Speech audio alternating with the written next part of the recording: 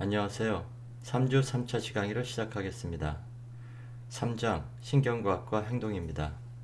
올해는 뉴런의 아주 작은 세계를 간략하게 살펴봄으로써 뉴런의 구조와 어떻게 뉴런이 다른 뉴런과 소통하는가에 대해서 알게 되었습니다. 신경계의 발달과 진화입니다. 신경계 조직을 이해할 수 있는 다른 방법은 태내에서 신경계 발달과 오랜 시간 동안 진행된 신경계 진화 과정을 살펴보는 것입니다.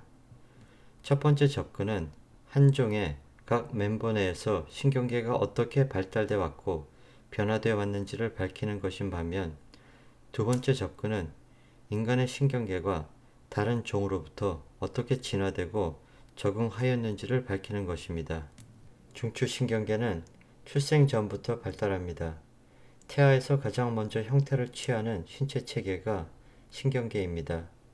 태아의 뇌가 계속 성장하면서 뇌의 하위 구조들이 다음 구조들에게 쌓여지고 성인 뇌에서 눈에 띄는 구조들이 형성되기 시작합니다.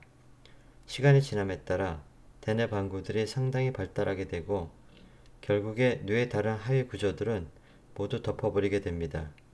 다음은 중추신경계의 진화적 발달입니다. 중추신경계는 단순한 동물에서 발견되는 매우 단순한 신경계에서부터 오늘날 인간에서 관찰되는 정교한 신경계로 진화되어 왔습니다. 가장 단순한 동물조차 환경에 반응하는 감각 뉴런과 온동 뉴런을 갖고 있습니다. 다음은 유전자와 환경입니다. 여러분은 본성 대 양육이라는 말, nature and nurture, 즉 이 둘 중 하나가 한 개인의 행동을 결정하는데 더 우세하다는 의미를 담은 말을 들은 적이 있을 것입니다. 이는 유전, 본성 혹은 환경, 양육이 특정 행동, 성격 특성, 심리 장애 혹은 인간이 행하는 많은 것들에 중요한 역할을 한다는 것을 시사합니다. 오늘날 연구 결과는 본성과 양육 모두 행동을 결정하는데 중요하다는 것을 보여주고 있으며, 오늘날의 연구 초점은 둘 중 하나가 행동에 미치는 절대적 영향에서 둘의 상대적 영향을 조사하는 것으로 바뀌고 있습니다. 요약하면 인간이 행하는 것을 결정하는데 유전과 환경이 서로 상호작용합니다. 가장 유전적으로 가까운 사람이 일란성 쌍생아, 모노자이고틱 트윈이라고 합니다. 일란성 쌍생아는 하나의 수정란에서 분리되기 때문에 유전자를 100% 서로 공유합니다. 일란성 쌍생아는 다이자이고틱 트윈스라고 하는데 두 개의 분리된 수정란에서 발달하기 때문에 서로 다른 시기에 태어난 두 형제의 경우처럼 유전자를 50%만 공유합니다. 많은 연구자들이 유전이 행동에 미치는 상대적 효과를 연구하였습니다. 이를 조사하는 한 방법이 일란성 쌍생아와 이란성 쌍생아를 대상으로 한 특성을 비교하는 것입니다. 이러한 유형의 연구들은 동일한 가족에서 양육된 쌍생아를 대상으로 하는데, 이는 환경, 즉 사회경제적 지위, 교육받을 기회, 부모의 자녀 양육법, 환경 내의 스트레스 등을 비교적 일정하게 하기 위해서입니다. 연구 결과는 일란성 쌍생아가 특정 특성을 더 많이 공유한다는 것을 보여줍니다. 이는 유전 영향을 시사합니다. 유전 가능성은 heritability라고 하는데, 유전적 요인들로 설명할 수 있는 개인들 사이의 행동 특징의 변이성을 측정하는 것입니다. 유전 가능성 0은 유전자가 행동 특성의 개인차에 영향을 미치지 않는다는 것을 의미하고, 유전 가능성 1은 유전자가 개인의 유일한 원인이라는 것을 의미합니다. 예를 들어 지능에 대한 유전 가능성은 0.5 정도인데, 지능검사 점수의 변이성 중 절반은 유전적 영향 때문이고 나머지 절반은 환경적 영향 때문이라는 것을 시사합니다. 뇌의 연구 방법입니다. 어떻게 뇌가 행동에 영향을 미치는가를 이해하기 위해서 과학자들은 다양한 방법들을 사용합니다. 그 중에 중요한 세 가지 방법, 즉 뇌에 손상을 입은 환자가 보이는 결함을 관찰하는 방법, 행동이 일어나는 동안 뇌의 전기적 활동을 연구하는 방법, 사람들이 다양한 과제를 수행하는 동안 뇌를 스캔하는 방법들이 있습니다. 손상된 뇌의 연구를 통한 뇌 조직화에 관한 이해에 대해서 설명하겠습니다. 신경과학에서 이루어지는 많은 연구들은 특정 지각, 운동, 정서 혹은 인지적 기능의 상실과 특정 뇌 영역의 손상을 서로 관련짓습니다. 이러한 연구들을 통해서 신경과학자들은 이 뇌 영역들이 정상적으로 행해지는 기능들에 관해 이론을 세웁니다. 1861년 브로카는 좌반구 전두엽의 제한된 영역에 입은 손상으로 말을 하지 못하는, 그러나 말을 이해하는 한 환자를 소개했습니다. 환자의 증상을 보시겠습니다. And Mike, when was your stroke? I was 7 years ago, Okay. and And what did you used to do? worked. 1974년에는 베르니케가 좌반구 축두엽 상측 부위의 손상과 관련돼서 언어 이해 장애를 보이는 한 환자를 소개했습니다. 환자의 증상을 보시겠습니다.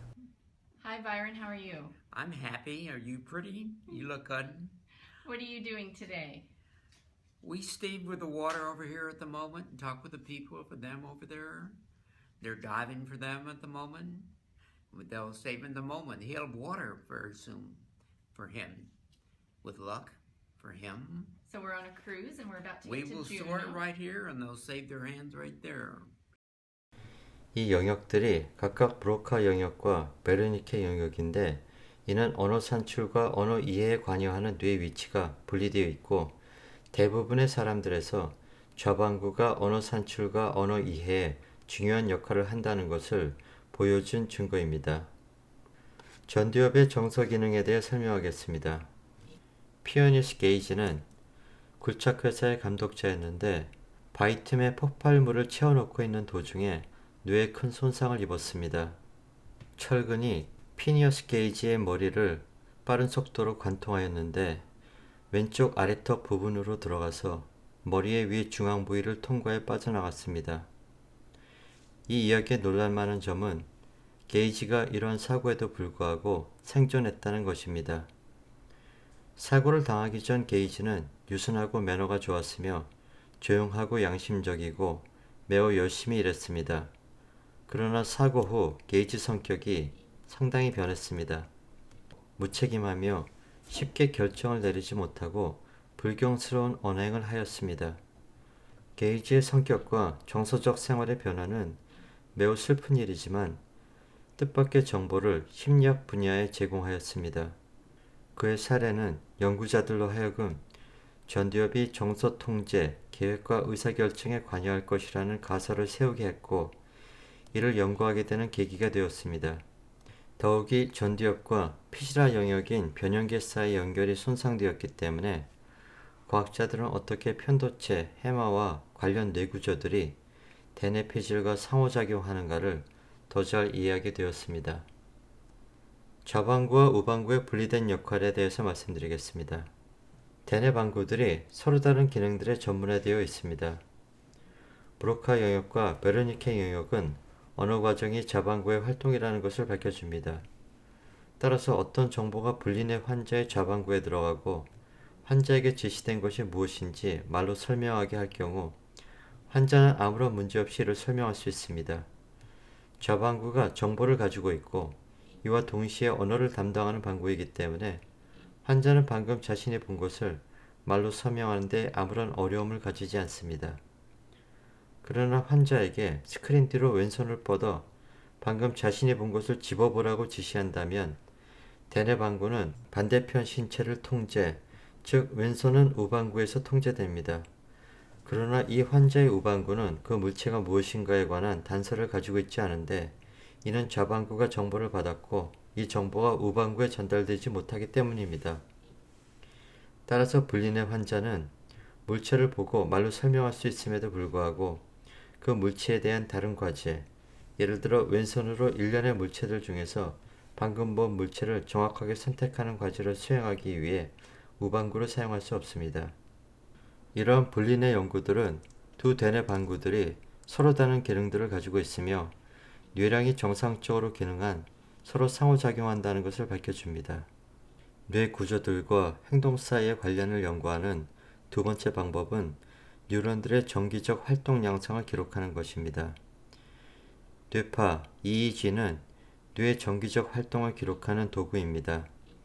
전형적으로 전극을 두피에 부착하며 비록 시냅스에서의 정기적 활동 및 활동 전후의 근원은 두피로부터 멀리 떨어져 있지만 두피에서 측정한 전기적 신호를 EEG를 통해 몇천 배나 증폭할 수 있습니다. 이는 뇌의 정기적 활동을 시각적으로 기록한 것을 제공합니다. 마지막으로 뇌 영상은 활동하고 있는 뇌를 관찰합니다. 신경과학자들이 인간 뇌의 활성화를 들여다볼 수 있는 세 번째 주요 방법이 가능해졌습니다. 신경영상 기법은 뉴럴 이미징 테크닉이라고 하는데 생존하는 건강한 뇌의 영상을 만들어내는 진보된 기술을 사용합니다. 최초로 개발된 신경영상 기법 중 하나가 컴퓨터 단층 촬영법입니다. CT 스캔의 경우 스캐너가 개인의 머리 위를 회전하여 서로 다른 각도에서 일련의 엑스레이 사진을 촬영합니다. 그런 다음 컴퓨터가 이 영상들을 통합하여 어느 각도에서라도 뇌를 볼 수 있는 사진을 만들어냅니다.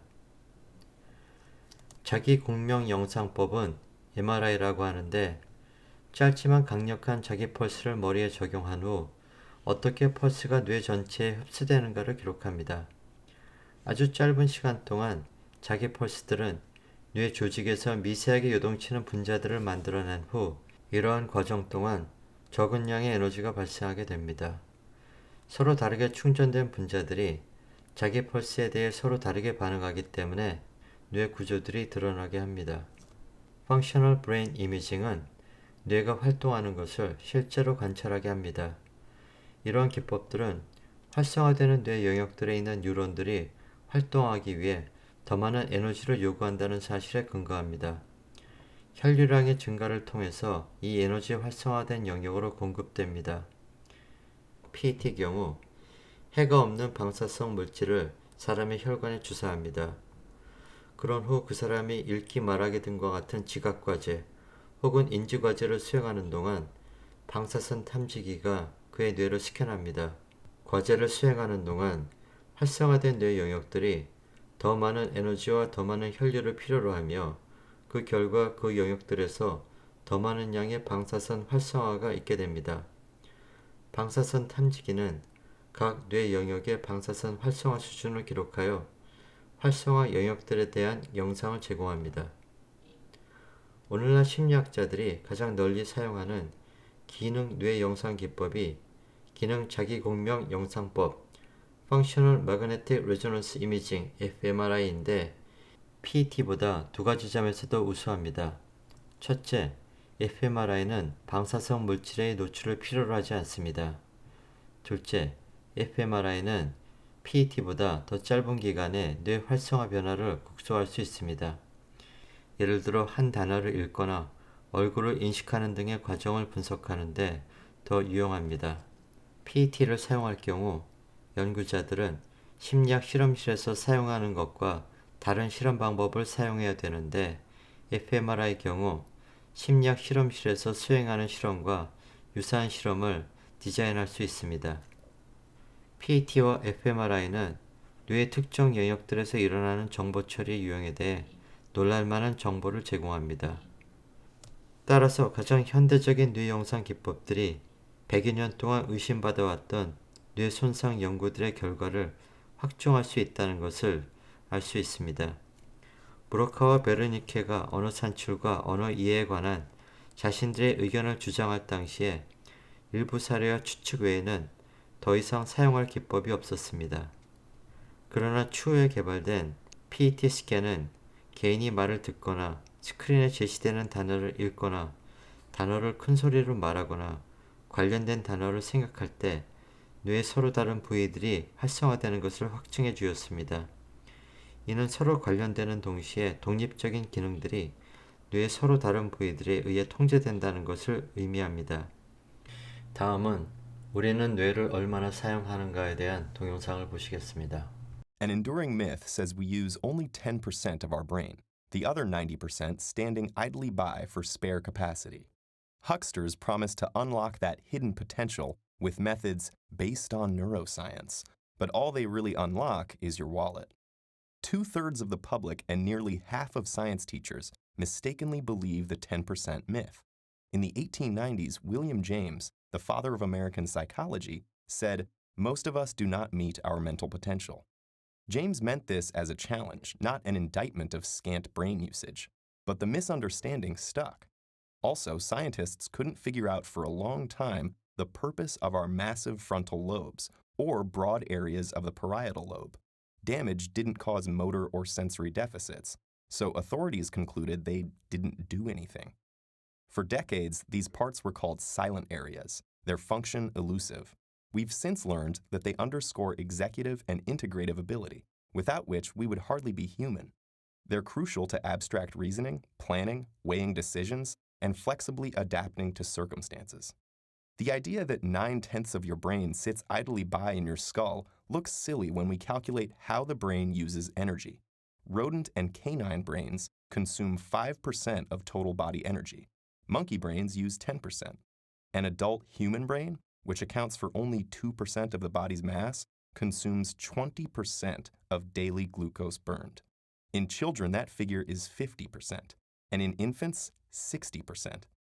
This is far more than expected for their relative brain sizes, which scale in proportion to body size. Human ones weigh 1.5 kilograms, elephant brains 5 kilograms, and whale brains 9 kilograms. Yet on a per-weight basis, humans pack in more neurons than any other species. This dense packing is what makes us so smart. There is a trade-off between body size and the number of neurons a primate, including us, can sustain. A 25-kilogram ape has to eat 8 hours a day to uphold a brain with 53 billion neurons. The invention of cooking 1.5 million years ago gave us a huge advantage. Cooked food is rendered soft and pre-digested outside of the body. Our guts more easily absorb its energy. Cooking frees up time and provides more energy than if we ate foodstuffs raw. And so we can sustain brains with 86 billion densely packed neurons, 40% more than the ape. Here's how it works. Half the calories a brain burns go towards simply keeping the structure intact by pumping sodium and potassium ions across membranes to maintain an electrical charge. To do this, the brain has to be an energy hog. It consumes an astounding 3.4 times 10 to the 21st power ATP molecules per minute, ATP being the coal of the body's furnace. The high cost of maintaining resting potentials in all 86 billion neurons means that little energy is left to propel signals down axons and across synapses, the nerve discharges that actually get things done. Even if only a tiny percentage of neurons fired in a given region at any one time, the energy burden of generating spikes over the entire brain would be unsustainable. Here's where energy efficiency comes in. Letting just a small proportion of cells signal at any one time, known as sparse coding, uses the least energy but carries the most information, because the small number of signals have thousands of possible paths by which to distribute themselves. A drawback of sparse coding within a huge number of neurons is its cost. Worse, if a big proportion of cells never fire, then they are superfluous, and evolution should have jettisoned them long ago. The solution is to find the optimum proportion of cells that the brain can have active at once. For maximum efficiency, between 1% and 16% of cells should be active at any given moment. This is the energy limit we have to live with in order to be conscious at all. The need to conserve resources is the reason most of the brain's operations must happen outside of consciousness. It's why multitasking is a fool's errand. We simply lack the energy to do 2 things at once, let alone 3 or 5. When we try, we do each task less well than if we'd given it our full attention. The numbers are against us. Your brain is already smart and powerful, so powerful that it needs a lot of power to stay powerful, and so smart that it has built in an energy efficiency plan. So don't let a fraudulent myth make you guilty about your supposedly lazy brain. Guilt would be a waste of energy. After all this, don't you realize it's dumb to waste mental energy? You have billions of power-hungry neurons to maintain, so hop to it. 통증은 우리를 잠재적 위험 상황으로부터 피할 수 있게 하며 손상된 신체 부위가 회복될 때까지 보호하는 역할을 하고 미래에 일어날 수 있는 상황을 회피할 수 있게도 합니다. 이번 어펜딕스는 페인, 통증에 대해서 뇌가 어떻게 반응하는지를 다루도록 하겠습니다. 지금까지 동영상 시청하신 것으로 이번 차수 출석이 인정됩니다. Let's say that it would take you 10 minutes to solve this puzzle. How long would it take if you received constant electric shocks to your hands? Longer, right? Because the pain would distract you from the task. Well, maybe not. It depends on how you handle pain. Some people are distracted by pain. It takes them longer to complete a task, and they do it less well. Other people use tasks to distract themselves from pain, and those people actually do the task faster and better when they're in pain than when they're not. Some people can just send their mind a-wandering to distract themselves from pain. How can different people be subjected to the exact same painful stimulus and yet experience the pain so differently? And why does this matter? First of all, what is pain? Pain is an unpleasant sensory and emotional experience associated with actual or potential tissue damage.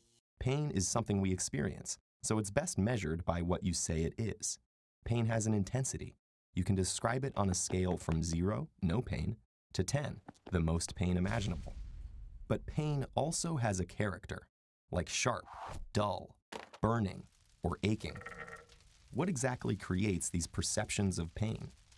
Well, when you get hurt, special tissue damage sensing nerve cells, called nociceptors, fire and send signals to the spinal cord and then up to the brain. Processing work gets done by cells called neurons and glia. This is your gray matter. And brain superhighways carry information as electrical impulses from one area to another. This is your white matter. The superhighway that carries pain information from the spinal cord to the brain is our sensing pathway that ends in the cortex, the part of the brain that decides what to do with the pain signal. Another system of interconnected brain cells called the salience network decides what to pay attention to. Since pain can have serious consequences, the pain signal immediately activates the salience network. Now you're paying attention. The brain also responds to the pain and has to cope with these pain signals. So motor pathways are activated to take your hand off a hot stove, for example. But modulation networks are also activated that deliver endorphins and enkephalins, chemicals released when you're in pain or during extreme exercise, creating the runner's high. These chemical systems help regulate and reduce pain.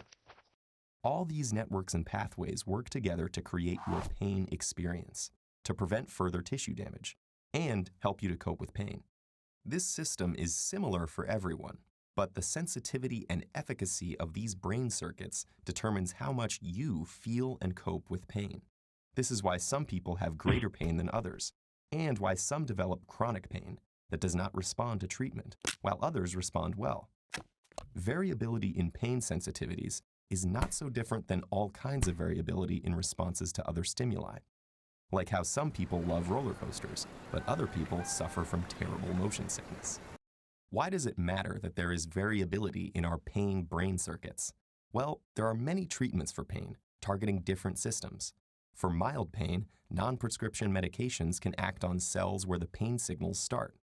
Other stronger pain medicines and anesthetics work by reducing the activity in pain sensing circuits, or boosting our coping system, or endorphins. Some people can cope with pain using methods that involve distraction, relaxation, meditation, yoga, or strategies that can be taught like cognitive behavioral therapy. For some people who suffer from severe chronic pain, that is, pain that doesn't go away months after their injury should have healed, none of the regular treatments work. Traditionally, medical science has been about testing treatments on large groups to determine what would help a majority of patients. But this has usually left out some who didn't benefit from the treatment or experienced side effects. Now, new treatments that directly stimulate or block certain pain-sensing, attention, or modulation networks are being developed, along with ways to tailor them to individual patients, using tools like magnetic resonance imaging to map brain pathways. Figuring out how your brain responds to pain is the key to finding the best treatment for you. That's true personalized medicine.